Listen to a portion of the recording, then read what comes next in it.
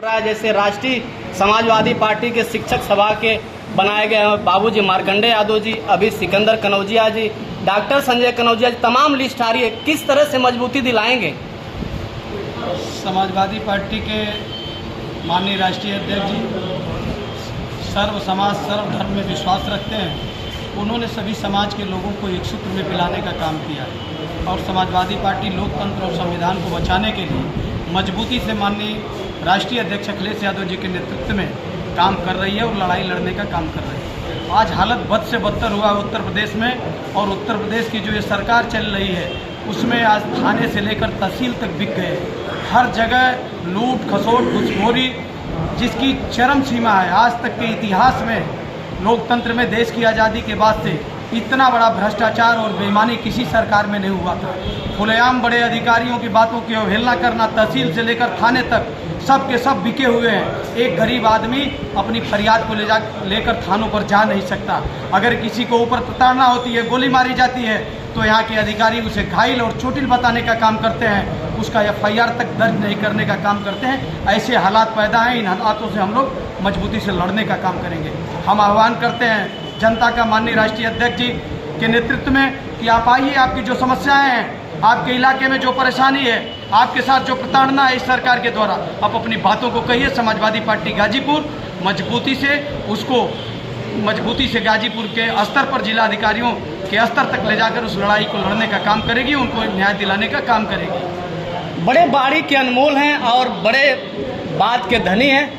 राष्ट्रीय महासचिव शिवपाल यादव जी ने 10 विधायक आजमगढ़ में खड़ा कर और कसम खिलवा दिया कि कोई गलती हो, कोई आपस में मतभेद हो तो आज से एक हो जाओ, और आजमगढ़ में जो गलती चूक हुई है उसे हम कैसे कमियां को दूर करेंगे।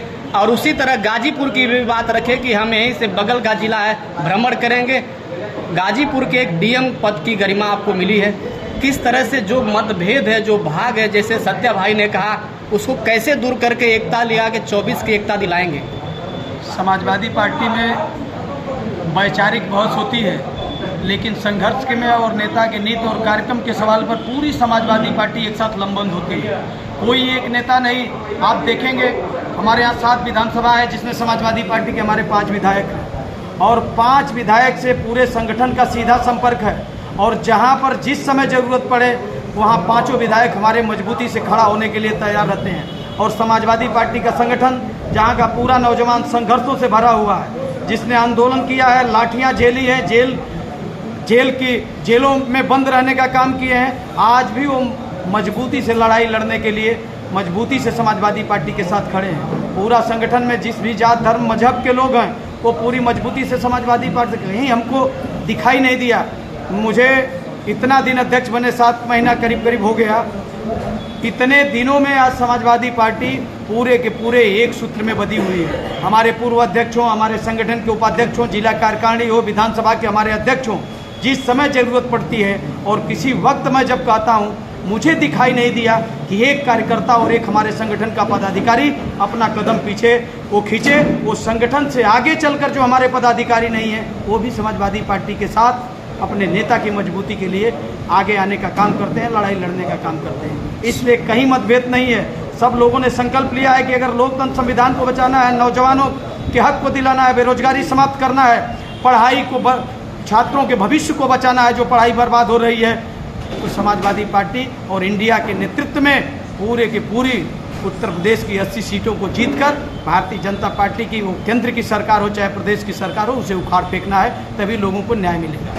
आखिरी सवाल है अध्यक्ष जी, 4 दिन पहले सुहेलदेव पार्टी के प्रमुख सचिव और ओम प्रकाश राजभर जी के बड़े बेटा अरविंद राजभर जी ने कहा कि AC में चलने वाले लोग AC में रह जाएंगे, और गाजीपुर में हम आए हैं, हंसराजपुर में उनका कार्यक्रम था कि गाजीपुर भी हम बड़े तावदारी से, जिस तरह से जहुराबाद जीते हैं, गाजीपुर में भी इस बार झंडा छड़ी और बीजेपी की लहरने जा रही है, किसी की ताकत नहीं रोकने वाली।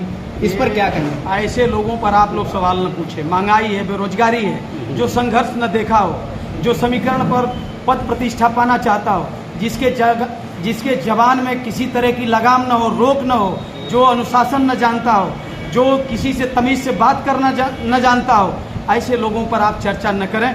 इस समय बहुत बड़ी समस्या हमारे सामने महंगाई है, बेरोजगारी है।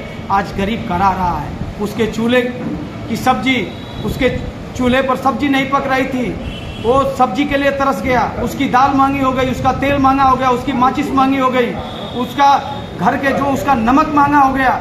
आज गरीब की हालात में है, इनकम कम हुआ है मध्यम श्रेणी के लोगों का, छोटे छोटे रोजगार करने वालों लोगों के पास कोई रोजगार नहीं रह गया। उनकी लाचारी और बेबसी को उनके बारे में पूछिए।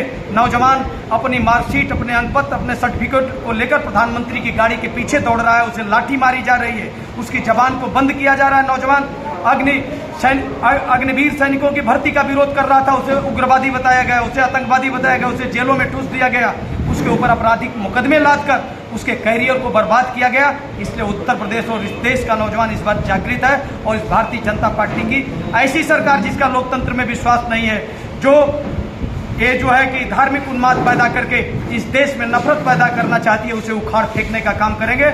और उत्तर प्रदेश में माननीय अखिलेश यादव जी के नेतृत्व में इंडिया गठबंधन पूरी की पूरी 80 सीटों को मुद्दों के सवाल पर, महंगाई, बेरोजगारी, लोकतंत्र और संविधान के सवाल पर, छात्र नौजवानों के सवाल पर, किसानों के सवाल पर, अल्पसंख्यक बुनकर के सवाल पर, पिछड़े पिछड़े अगड़े हर समाज के लोगों की बुनियादी समस्याओं को लेकर 80 सीटों को जीतने का काम करेगा। इसलिए हम लोग लड़ाई लड़ने का काम करेंगे।